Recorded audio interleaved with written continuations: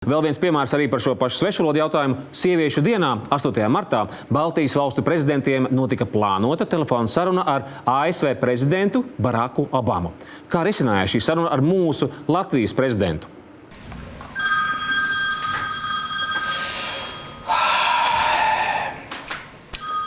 Nu, cel taču zvanu.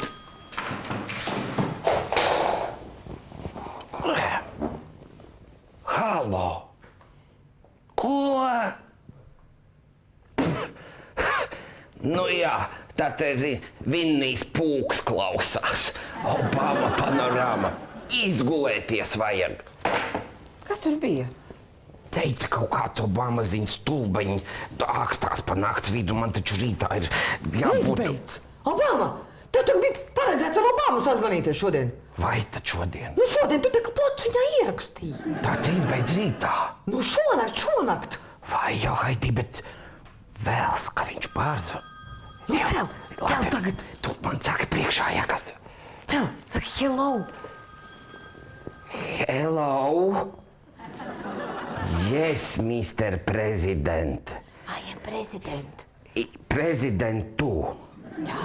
Jā.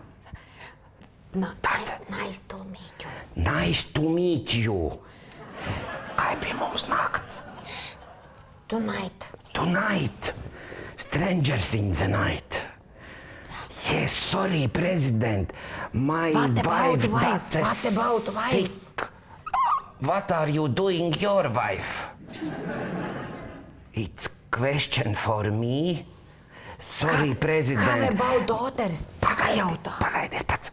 President, maybe answer my colleagues. Ilves. Okay. Gribauskaite. Jā. Jā. Saki, gribu pareizi, jā. Lai šie runā. Aha. Gribauskaite. Jā. Kā ir mana nostāja? My opinion. My opinion hard. Jā. Strong no. Strong no. Thank you, President. Jā. Good night. Jā. Bye bye. Hello, wife. Ew. Klausies. Obama, zini, ko viņš teica?